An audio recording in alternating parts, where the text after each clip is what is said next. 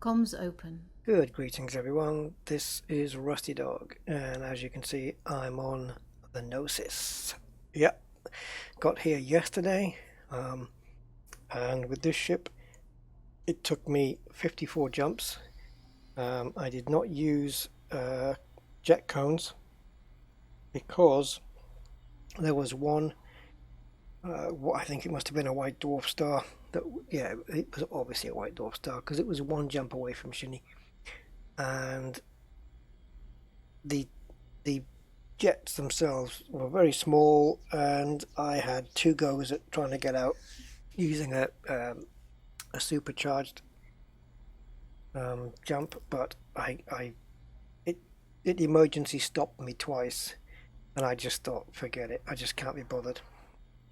So I just came here normal, and with a 35.96 jump range, I took, like I said, 54 jumps all in all. But you know, it has to be done. It's 1,633 light years away from Shinrarta Desra, so you have to do these things. So let's take a look at the ship then, because it's the best I can do, I think, for me, in order to have a look at these hydras. But this is not something you'll be able to do on your own, or even in a wing of 4. I don't think it'll be enough. But hopefully, if any of you guys are going on the Gnosis with a Goidi ship, and you want to join me on the Friday live stream, by all means do so. Just join the Rusty Dog group, and I will let you in the game here. And if you want to join my Discord channel, which is also Rusty Dog, do so, and then we can all hook up on the live stream and go hunting Hydra. Okay, so I came over here with some modules that I don't need, or I won't need when I'm there. But the way I did it was, in Shinrarta, I kitted my ship out exactly as I wanted it to be when it was on the Gnosis. And then I took off a couple of modules so I could fit a 7B fuel scoop, and probably something else that I can't remember. And so then what I did was I came over here, and then I started to transfer the modules that I needed from Shinrarta, and somewhere in the Pleiades I had some other stuff, and I've transferred those here onto the Gnosis. So that was last night, so I'm assuming they're going to be here by now.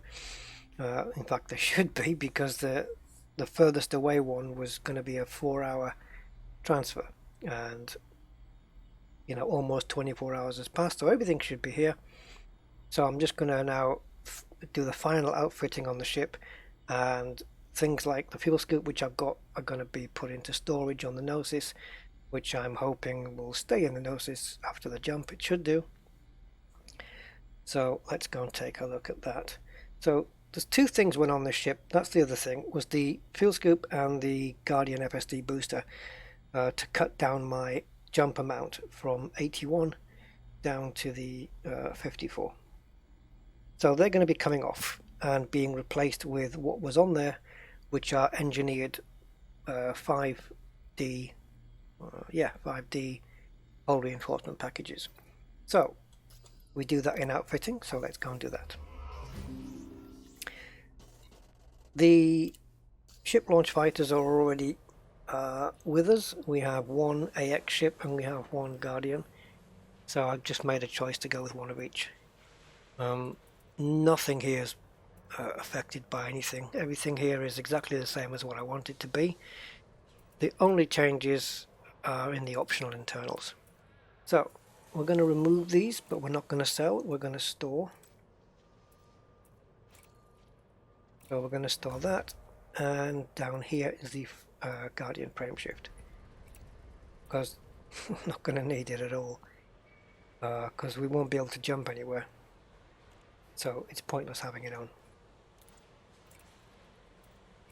So now we have two empty compartments, and now we're going to fill those back up with all reinforcement packages.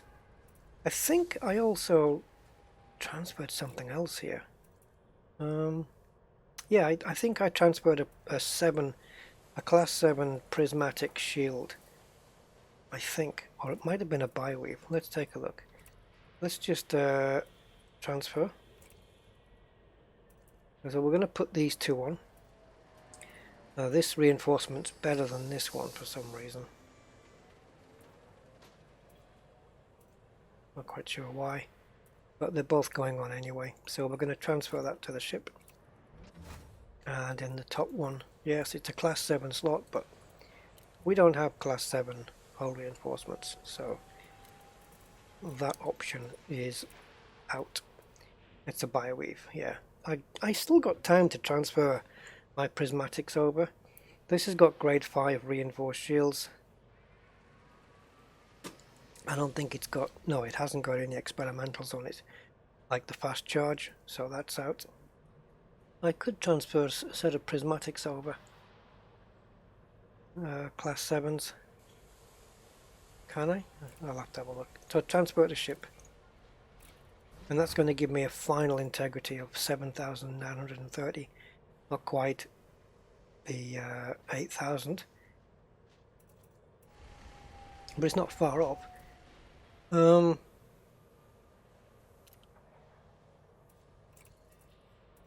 Let's see if down here it should be distinguishable by the big 7 on the side there. Where are we? So we've got a prismatic shields. That's going to cost me 6.6 million to bring over here. 4 hours 37 minutes, which is the time I said it would take from Shinny. It's going to add 160 tons on there, which is fine if I get any protection. The thing with the prismatic shield though is it is not engineered. And I don't think I've got any blueprints for shields. Let's have a look. No, just sensors really. Wonder if I can lightweight it. Ooh, I can.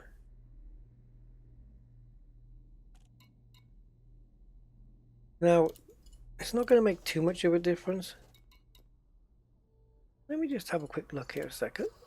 Make sure that my sensors are unmodified. They are. You know what? I might just do that. Let me just take a look at the downsides to doing this. Integrity on sensors and my target scan angle.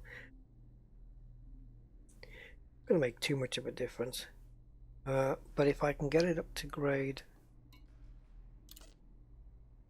2, yeah, I can do that. I can do that. Conductive components, I don't think they're used previously. And I can go full grade 5. And that's going to get them down from 160 tons down to 32. That's a huge drop. Integrity is going to be half as much. If the Goid takes out my sensors, then actually it's scanner. It's my scanner, it's not my sensors. Yeah, it is sensors. Why is it sensors there? Sensors there. And lightweight scanner there. It should be lightweight sensors. Sensors, lightweight scanner. I think that's weird. Anyway. Yeah, if it takes out my sensors, I won't be able to see it on the sensor, but it's not like it's not clearly visible in your field of view anyway. So I think we can tolerate that. So okay, let's quickly engineer this. It's the only thing I can do from here. So we'll just generate this. I'm going to mention something about the engineers as well when I've done this. A new thing that Frontier have put in. I'm not sure I agree with the way they've implemented it fully, and I'll explain why. Let me just get this up and running first.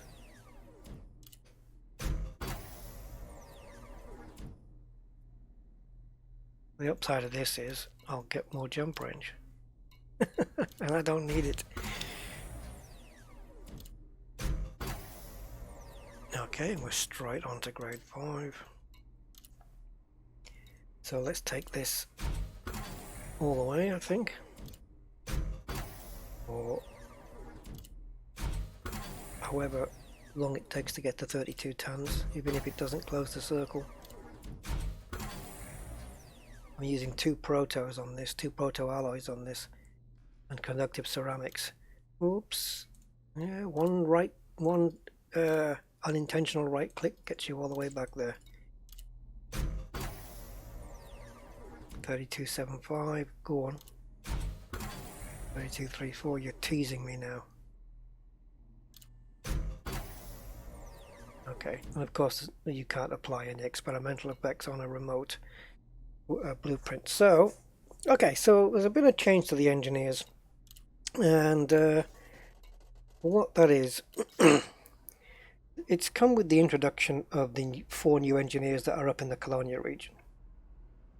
Now, currently, those engineers, if we take a look at them, because I do have invitations from them, so they should be here. Let's just come down. So forget this one for the moment. So it doesn't actually say. It says that there's just field scoops, refineries, limpet controllers. I don't know how far they go. They certainly don't go up to grade 5, but I think they're up to grade 3 or something. Now, apparently, it's been changed so that not only these engineers, but every engineer will be able to, let's say, Celine Jean, hull reinforcement and armor. Okay, do we have anything else here with hull reinforcement or armor? No, I'm trying to find. Okay, so here, Felicity Farcia, we know she does frameshift drives to grade 5. Let's imagine that Professor Palin does frameshift drives, but he only goes to grade 3. Now, what happens is the engineers, the more they get used, the more they'll start getting higher access.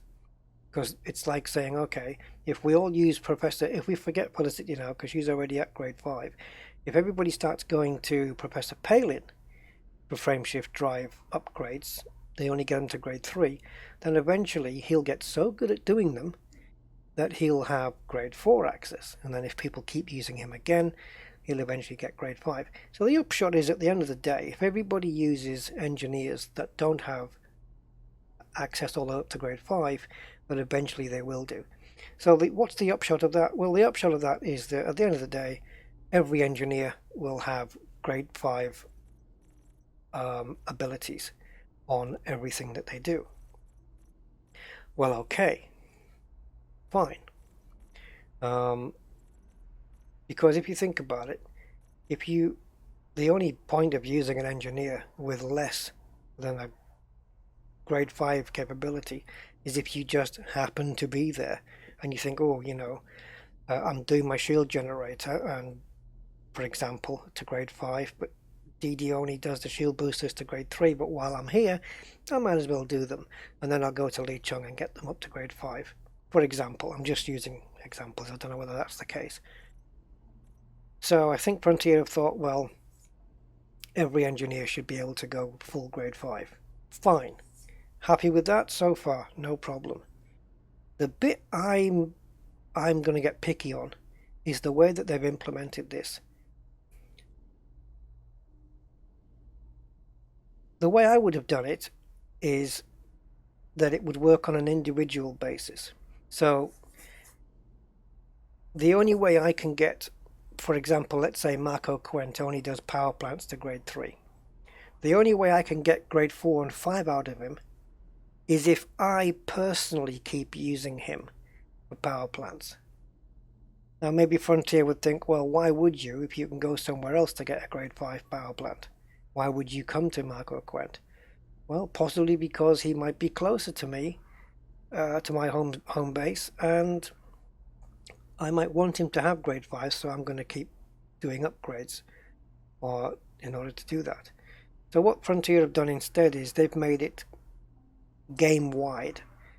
So how fast and how well an engineer progresses up to grade 5 if they don't have it already depends on the work of everybody in the game. I would have preferred it individually, because then you can have scenarios where someone will say, oh, have you unlocked Marco Quent all the way up to grade 5 yet? And I'll go, yeah, I did that last week. Oh yeah, I've still got to do that. He's still only grade 3 for me. Where now, it's going to be the case where if I wanted to, I could sit back, not do anything, and wait for everybody else to do all the dirty work to get the engineers up to grade 5, and then I'll go and reap the benefits. So I don't know, I think maybe it should have been done on an individual per person basis rather than global, if that makes sense. But hey, there you go. So that's the case for every single engineer in the game now. Any that isn't grade 5 with what they do, they can be pushed up to grade 5 if they are used constantly so that they can get better, or what's the phrase? Get good. Anyway, so we have a get good mode on the engineers. So back onto the Gnosis then, and let's take a look at the outfitting of the ship that I intend to take into the Cone sector to face down and die at the feet of the Hydras. So, yeah, I went this way because I want to show you this as well before we go to outfitting. There's a bug here, guys. I've been on the Vanguard megaship taking Thargoid missions. Okay, as you can see, I took 2 here. Now, the first thing I want to point out is that these 2 missions are exactly the same. On here, it specifies Cyclops. It tells you which one you're going to get. This one just says Interceptor. Now, I've only recently I've been hearing Hydra Interceptor, Hydra Interceptor, Hydra Interceptor. So I'm thinking, I wonder if this is a Hydra. So I took it anyway, and I did video the whole thing, but I'm not going to make it public because it's not point now. But this turned out to be a Cyclops. And I've got 46 minutes to turn the mission in. Yesterday, I had 7 hours to turn this mission in. And I didn't. And I won't with this one. I've been paid. I got paid the 2 million, which is the normal 2 million you get from killing a Thargoid. And I got paid the 2 million on that one as well. But the missions themselves pay out. This was 760,000 credits, and I believe this one is the same. Yep, 760,000. And I have to go back to the Ithaca system, to the Huari, and hand that in. I'm pretty sure was I in that system?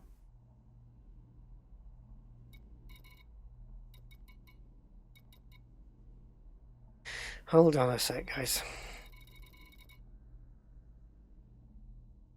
Hold on a second. You see, I've been thinking this is a bug. What happened was, I went back to hand the mission in, and there was no missions on the board and I couldn't complete. And I thought that's a bug. But now I've just seen Ithaca, I'm starting to wonder whether this was the system I went back to.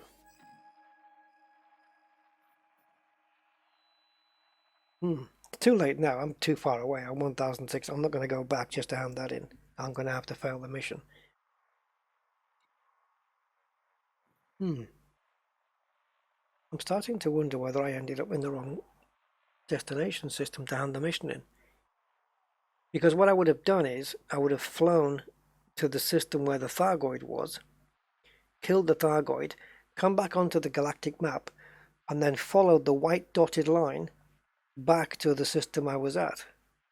I'm pretty sure I went to the right system. I wonder if I've still got the video of that. I'm just going to check it, guys, and I'll be right back. Comms open. Okay, yeah, so I was right. I'm just reading it wrong here. Been a long day, guys. Been a long day. Yeah, third line down. Collect your reward from me at Vanguard. So I did. I went back to the Vanguard megaship, and the mission. Neither of these two missions were on the board. This one I took the day before, and then this one I went back to collect. This one hadn't run out. Went back to the Vanguard. This one had 7 hours left on it, and this one I'd just completed. Went back to the Vanguard, into the mission board. No missions there. Nothing. So I couldn't complete. And if I go back to the Vanguard now, I won't be able to complete this mission because it will not be on the board. So I am claiming bugged missions on the Vanguard, bugged Thargoid missions. You pick up the mission, you go out, you kill the Thargoid, you get your 2 million, you come back, and the mission's not on the board to complete. I have done destroy the Thargoid Scouts mission, and I'm pretty sure I was able to complete that.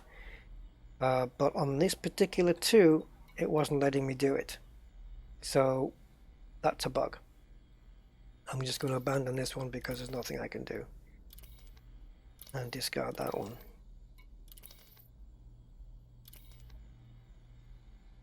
Try to discard it. There we go. Right. I've got a feeling I'm going to be losing these in a couple of days when I get destroyed. So, finally, let's take a look at the outfitting of the entire ship. And I can finally show you what's going on. So, hard points then. Okay, so we have 2 plasmas and 2 Guardian Gauss. Large and mediums. 2 remote release flak launchers, and I can't think of anything to put in there. Now then, placement. Well, these 2 could have gone here, and these 2 could have gone here, but they are arranged this way. Plasmas underneath, Gauss on the top, because underneath you've got one at the back, one at the front. You can see the back one there on that shot. This one are on the top, and they're next to each other, side by side, which means they're closer together. And the reason for that is the Gauss is like a railgun, so when you strike with these, you're going to be able to get both Gauss cannons closer together, and you'll make a better shot, I think, rather than having them far apart. So the 2 closest hard points contain the Gauss cannons. Into utility mounts, a couple of shield boosters just for no particular reason, because I don't have any shields on. I guess I could store these for the moment. There's no point putting them on until you put the shields on. But I used to run shields with this, which is why these are still there. All it's going to do is let me just drop a couple of tons if I store them. I'll just do this. It'll take a little bit of power away, take a bit of power draw away, and also 2 tons. A little bit of extra agility, but not much. Right, so the Xeno scanner, obviously, shut down field neutralizer, again, I think, obviously. Point defense, I'm not sure whether that really is doing anything. I haven't been listening out for it, really. A couple of heat sinks, and another point defense. One on the top, one on the bottom. I don't know whether this works against the missiles, the caustic missiles or anything. I don't think so. But they're there anyway. Okay, core, the all-important core internals. So we've got reactive surface on this, modified with deep plating, experimental, and grade 5 heavy duty armor. Next up is the 8B power plant. to be honest, if I had thought about it, I probably would have maybe considered putting a Guardian power plant and a Guardian power distributor on here before I left. You cannot buy Guardian stuff on the Gnosis, so I can't do that. So the 8B power plant, yes, it weighs a lot, but the 8A is just ridiculously priced. So it has a grade 1 overcharge, doesn't even need that. I'm not running enough. I don't have enough, I got plenty. But that's that. Right, Class 7 Grade A thrusters, modified with Grade 5 dirty drives. This ship does run a little bit warm at times, but there you go. Right, 6A frameshift, not because of the thrusters really, but combination of many things. 6A frameshift drive, I don't even need to show you that one, but I will anyway. Grade 5 increased. Does not have the mass manager experimental, so that's something I could look at doing in the future. 5A life support, just to give me the 25 minutes. I don't recall ever having the canopy blowout against a Thargoid. So I could put a 5D on there. I don't recall that's ever happened. 8A power distributor, modified with grade 5 charge enhanced. And 8A sensors, which we now know are modified with grade 5 lightweight, because we just did that. That has taken off a massive amount of tonnage. Standard fuel tank, I could probably drop that down to a 16 actually, because on the Gnosis, whoops, oh dear, I'm pressing all the wrong buttons.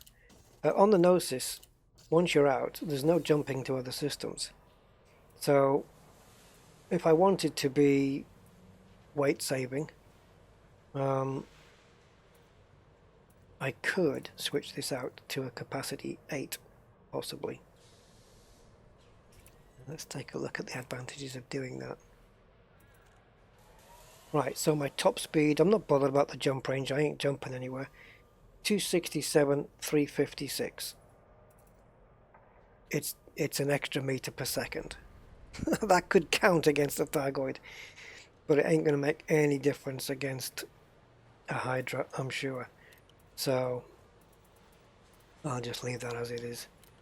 Okay then, optionals. Hull reinforcement packages, plenty of these on board. Modified with grade 5 heavy duty. There's no experimentals on these, so again this is something I could add, and I'm sure I could push that integrity possibly over 8,000, maybe even further. I think these are all the same. Deep plating, so this hasn't got the deep plating mod on it, but that's something I can look at later. Fighter hangar comprising of 1 Guardian and 1 AX ship. And if we look at these hull reinforcements, you'll find that that is just plain heavy duty as well. I think these all are. None of these have got the experimentals on. So I could put deep plating on all of these. It's too late at the moment. I mean, I have got time to come back and then to go back and engineer it and come back here, but I'm certainly not going to do that. 2 module reinforcement packages, which you can't engineer yet. Hull reinforcement on this one, again, grade 5 heavy duty. I think they're all the same. Even down to this little one here, grade 5 heavy duty. And that one's going to be the same. And that's it. Livery, for the sake of completeness on this, is the Corroded 3 with the Xeno Hunter logos and the Raider kit. blue weapon detailing, orange engine color detailing. I don't need that. I'm going to remove that. Okay. And the lance. Now then, this is the Guardian one, so I'm going to put the weapon color in the same color and the engine. I think I'm going to put that orange. And the little old taipan here. Weapon detailing, let's go green. And engine detailing green. Why not? And that, guys, is my anti-xenomorph build ship ready for the jump on Thursday. I'm not quite sure what time that's going to be. When I came in here, let me see if I can show it to you. Maybe just do an instant swap. I'm pretty sure when I jump in now, it's going to tell me when the Gnosis is going to depart.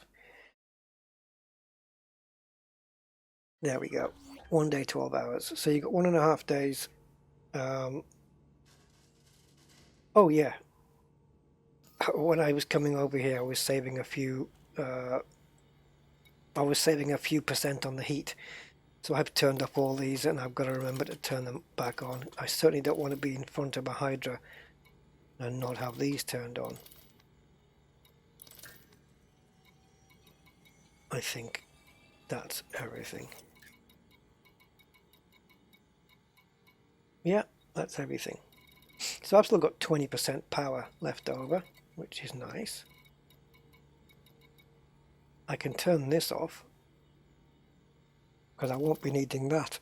Because it's a permit locked system we're jumping into, you can't jump out anywhere. So the frameshift drive. Although, do you need this for Super Cruise? Yeah, you probably will. What am I thinking? Cargo hatch can go. Life support. Don't need that against the Hydra because you're going to die anyway.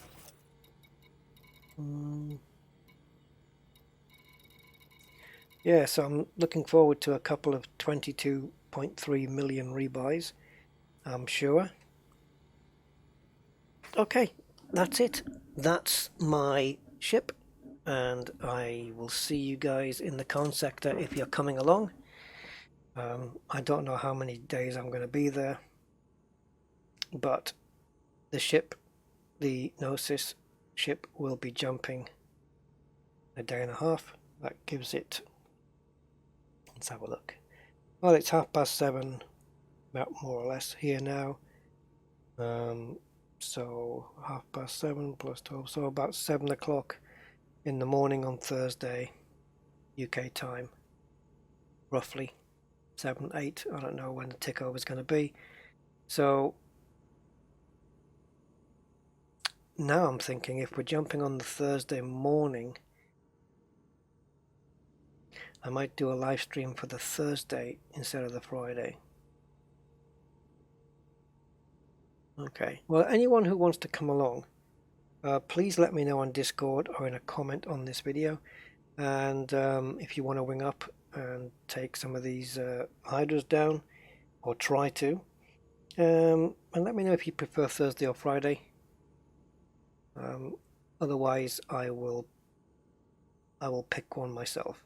So I'll see you on Thursday or Friday. Enjoy, and I'll catch you next time. Bye for now.